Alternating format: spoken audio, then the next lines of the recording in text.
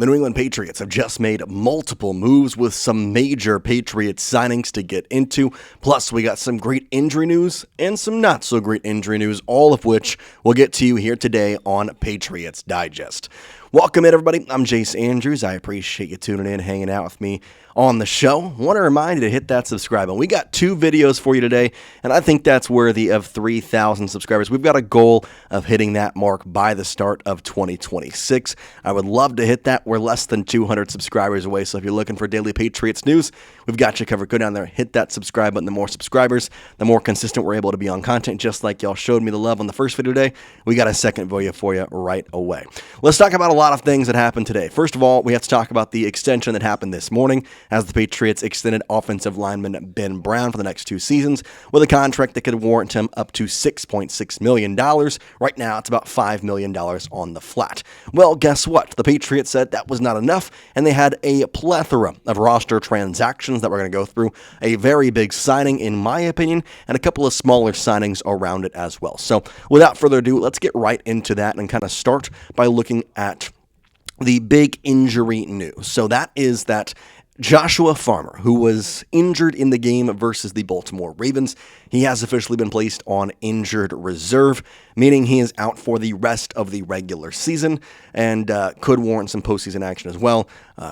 We'll kind of get into more of that later on, but Joshua Farmer IR, meaning he's done for the regular season for the Patriots. Now, with somebody being placed on IR, that opens up a roster spot, and obviously the Patriots are warranted. They use those roster spots. Here it is from the Patriots press release. The New England Patriots announced that offensive lineman Brenden Jaimes has been signed to the 53-man roster from the practice squad as defensive tackle Joshua Farmer has been placed on IR. Now, Jaimes is a helpful piece in the offensive line group, and I think it speaks a lot the Patriots chose to sign him instead of a defensive lineman. And I think that really goes for a couple of different things for why they chose Jaimes. And so we go to the Patriots press release to get a little bit more info on him. Quote, the 6'5", 300-pounder originally entered the NFL as a 5th-round draft pick by the Los Angeles Chargers in the 2021 NFL Draft out of Nebraska. He was signed by the Tennessee Titans as a UDFA, or unrestricted free agent, on April 17th, 2025, and was released on August 26th, 2025. Overall, he has played in 47 regular season games with 3 starts at center in 2023, and he saw action in 2 postseason games as well with the Tennessee Titans, not with the Los Angeles Chargers.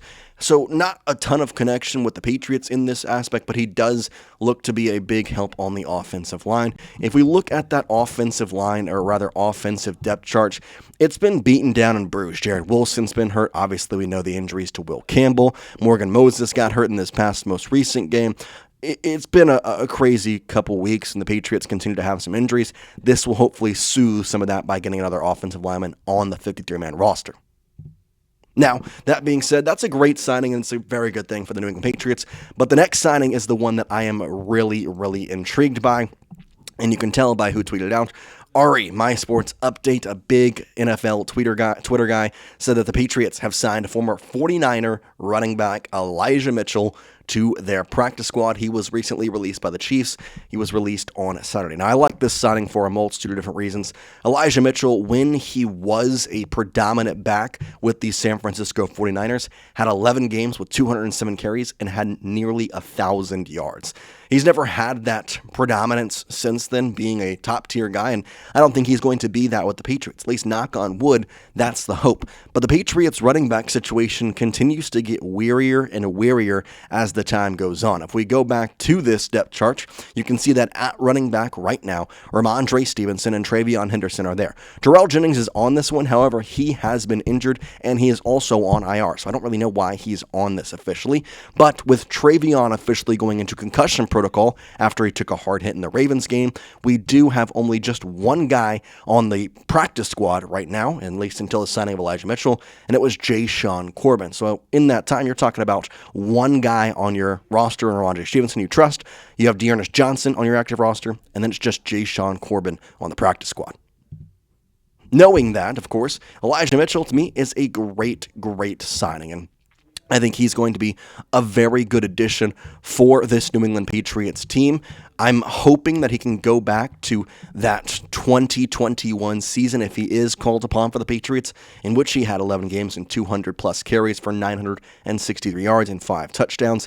Never really could find his stride, had some injury issues with the Niners, ended up becoming a UDF, or unrestricted free agent, signed with Kansas City this offseason, and there was just some turmoil, so I will put that out there.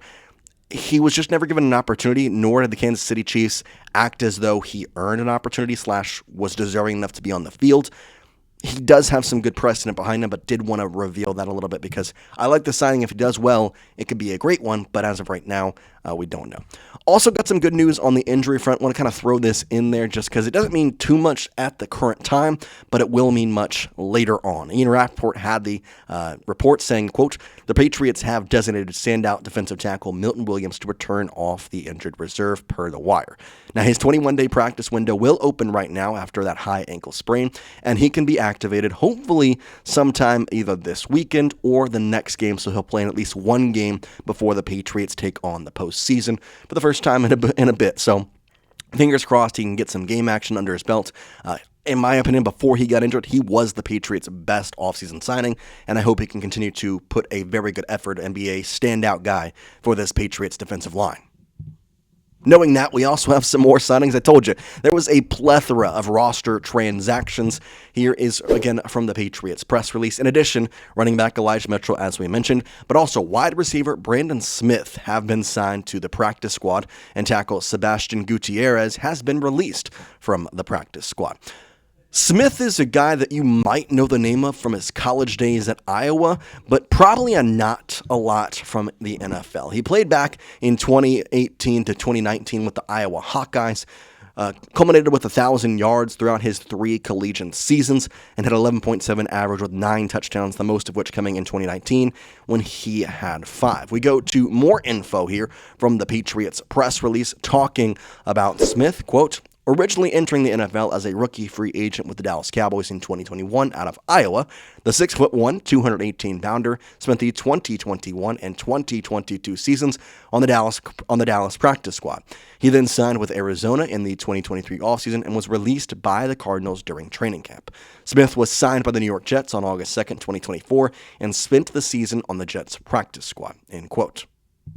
Now, he's only been pulled up for here and there, playing just 2 NFL games at the special team level, and ultimately, nothing backing behind him has, I'm going to be this top-tier guy. But at the same time, it's good to have those extra wide receivers in there. We know that Stefon Diggs has played exceptional. Same can be said for Matt Collins and Kayshon Boutte and Pop Douglas. But to go back to the injury notes, Kayshon Boutte along with Pop Douglas, were injured in this most recent game. Boutte is in concussion protocol. Lots of guys in that concussion protocol, which not exactly what you want. The hope is, though, that they can get cleared and be able to play this upcoming Sunday when they take on the New York Jets. By the way, the New York Jets announced that it's going to be Brady Cook playing quarterback for the Jets against the Patriots Sunday in what is the second to last game of the season before they take on the Miami Dolphins and finish off the regular season heading into playoffs with potentially, knock on wood, a 1 seed. All they need to do, win out and have the Broncos lose 1 game of their final 2. They'll play on Christmas against the Kansas City Chiefs this Thursday. The Chiefs are going to have Shane Buechele starting at quarterback, so don't have too much hope for that. But then they also will face the Los Angeles Chargers in the final game of the season, in which all Patriots' eyes will probably be on that one. And potentially that could be the Sunday night game where the Patriots already hopefully will have beaten the Jets. And then at that day, the Dolphins, and just wait to see if they're the 1 or the 2 seed if the Broncos lose, or the 1 seed if the Broncos win. They'll be the 2 seed and have to play in the first round rather than getting that bye. So those are all the roster moves today. Again, to recap, Elijah Mitchell, Brandon Smith signed to the practice squad. Sebastian Gutierrez, the tackle, was released. In terms of the other news we got from the actual roster, Joshua Farmer, he is going to be put on IR. And then you have Brandon Hymas, who is going to be signed, or Josh Hymas, that's signed to the active roster, and that is the news for today. We appreciate you watching. Hope you have a great rest of your day. And again, we're trying to hit that 3,000 sub mark by the start of 2026. Would love your help. For now, though, we're going to say peace out.